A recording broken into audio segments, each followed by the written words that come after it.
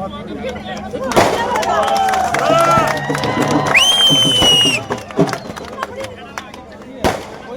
सेतिया जिंदाबाद, गोकुल सेतिया जिंदाबाद, गोकुल सेतिया जिंदाबाद, भाई करण चावला जिंदाबाद।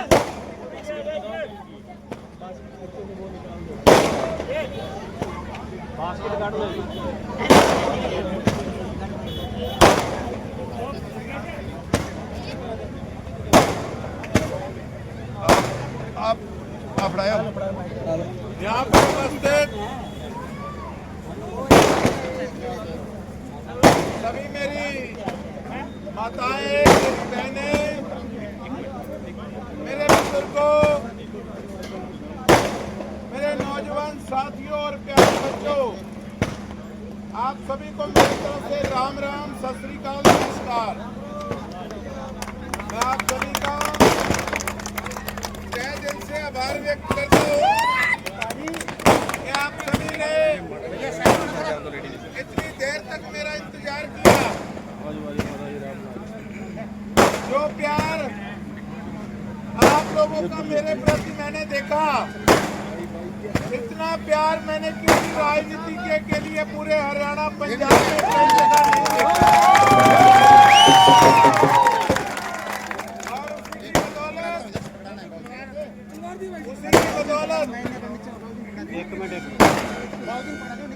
उसी की बदौलत पिछले चुनाव में आप लोगों ने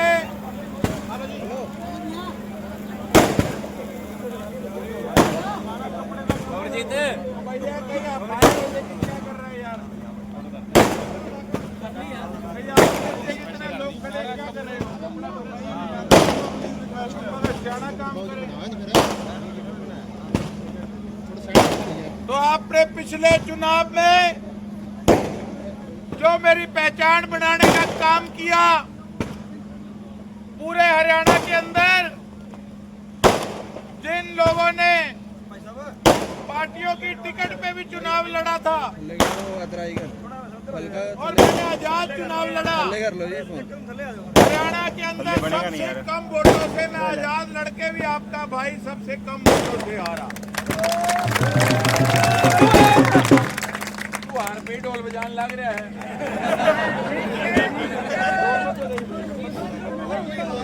कहने का भाव है कि एक तरफ तो बेशुमार दौलत, ऐसे ही नहीं कहते हमारे सरसा की हॉट सीट, ये हॉट इन्होंने इससे बना रखी है। और इस हॉट सीट को, इनकी हॉट राजनीति को कोल्ड करने का, ठंडा करने का काम आपने पिछली बार अच्छे से किया है। और इस बार पिछली बार तो जो हुआ वो तो मेरी तकदीर थी, किस्मत थी। अब की बार इनके हॉट काम को मेरे को पता है, मैं देख रहा हूँ सरसे के लोग जमा बर्फ में लगा के कोल्ड कर देंगे।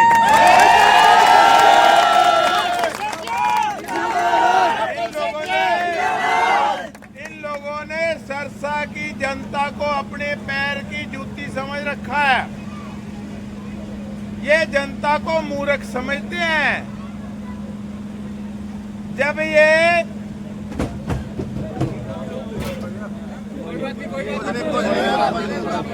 ये पेपर मिल टपते हैं ना, पेपर मिल टपते जब गांवों में जाते हैं तो इनेलो का पटका डाल लेते हैं कि गांव वालों के वोट ले लेंगे। और जब पेपर मिल से टपके शहर की तरफ जाते हैं तो बीजेपी का परना डाल लेते हैं कि बीजेपी के वोट शहर के वोट ले लेंगे। ये सरसा की जनता को मूर्ख समझते हैं। आप सभी सूझवान लोग खड़े हो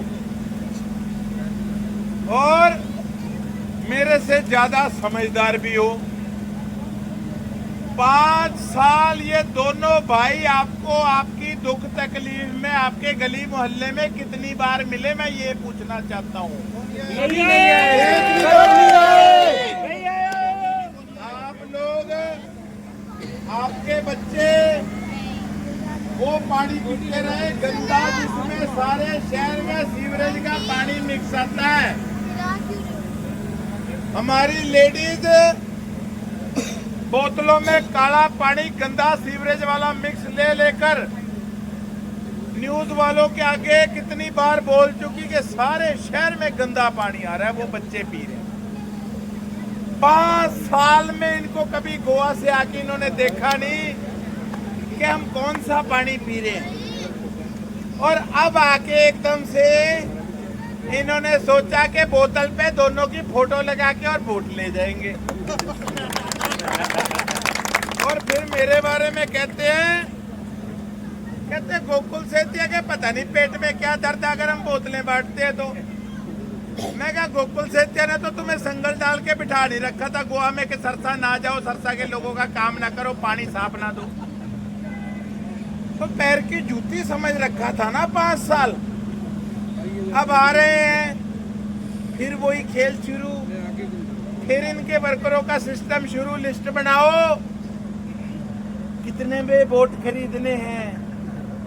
बिकाऊ समझ रखा है ना हमको कि आएंगे 2-4 हजार में खरीद के वोट लेके एमएलए बन के चले जाएंगे। इनका क्या है, ये तो हमें कीड़े मकोड़े ही समझते हैं। ये एकले यही लाड साहब रह गए, हम तो ऐसे ही रह जाएंगे, इसका मतलब क्या। साथियों, जैसे ये लोगों को कहते थे ना कि हमने तो 700 करोड़ लगा दिया, 800 करोड़ लगा दिया, सरसा के विकास पे 900 करोड़ रुपया लगा दिया। अगर 900 करोड़ रुपया सरसा के विकास पे लगा होता ना तो ये सामने इतना बड़ा कूड़े का ढेर दिख रहा है, सारे इलाके में मुश्क आता है, ये ना आ रहा होता। आपके गली मोहल्लों की ये हालात ना होते, आपके पानी साफ आ रहा होता, सीवरेज की निकासी ठीक होती। आपके शहर की क्या दुर्गति हुई पड़ी है आपके सामने। पर जैसे इन्होंने 900 करोड़ रुपया लगाया है ना, अब सरसा के लोगों वैसे ही इन्हीं की भाषा में इनको वोट देना। जब आए वोट लेने ना, अच्छी चाय ठंडा पिलाना और फिर काम वो करना जो इन लोगों ने 800 करोड़ वाला आप क्या किया है काम, समझ गए।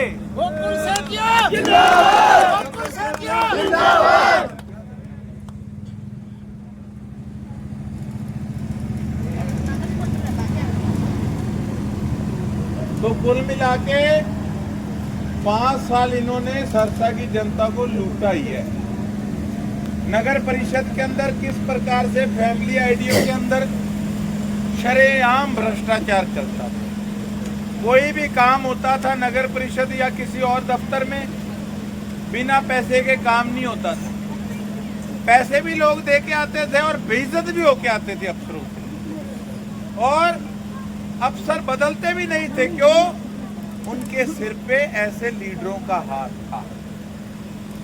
और अब जो पैसे आपकी जेब काट के इन अफसरों ने लूट के महल वालों को भेजे हैं, जिनके सिर पे ऐसे अफसरों की ट्रांसफरें नहीं होती थी, ये लोग डिसमिस नहीं होते थे, तो अब वही महलों वालों के पैसे सरसा वालों को गोकुल सेतिया वापस दिलवाने का काम करेगा। आपको नहीं कह रहा, लेकिन जिसने वोट के पैसे लेने हैं उनको यही कहूंगा, ले लेना, घर आई लक्ष्मी मत मोड़ना, 5 साल में एक बार 5 साल में एक बार ही मिलती है। जैसे पिछली बार 2000 मिला और जीतने के बाद वो लोग दिखे भी नहीं कि गायब का हो गए छू मंतर, तो लेना।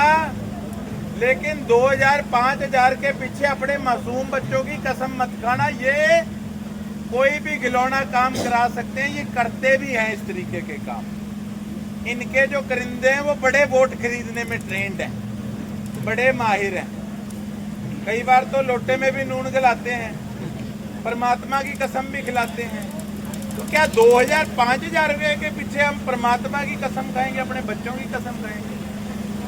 आज जरूरत आपको नहीं है इतनी, जरूरत वोट की उनको है।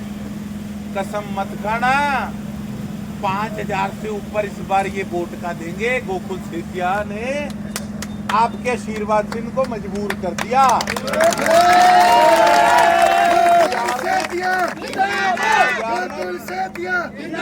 बाजार में चौड़े होके गए, क्या ये किस खेत की मूली है? इसका एक साथी कहता नहीं, उसने 5-7 साल बड़ी मेहनत की है। कहता धक्के खातर अपना क्या गया, आपका तो पैसे गिरेंगे और जीत के चले जाएंगे।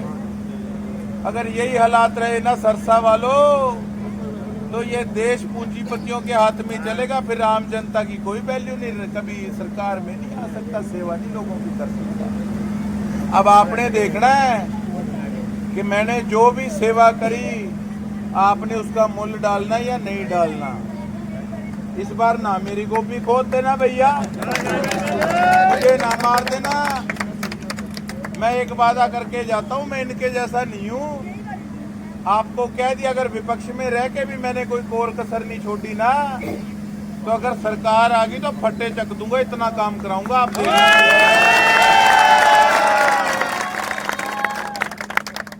कुल मिला के विश्वास रखो। इनको तो एक बार आजमा के 2 बार देख लिया, अब अपने भाई पे विश्वास रखो। कांग्रेस पार्टी की सरकार आ रही है, एक तरफा आपका खुद का राज होगा, राज में आपकी भागीदारी होगी, आपके सिर पे सरकार चलेगी सरसा वालों। और जब विधानसभा में अपने भाई को बोलता देखोगे तो आपका सीना चौड़ा होगा, ये हमारा छोरा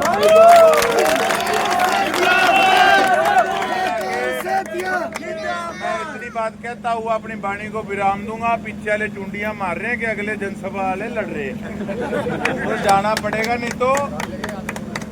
तो कहीं कुट ना पड़ जाए। मैं अब यहाँ से निकलूंगा भैया।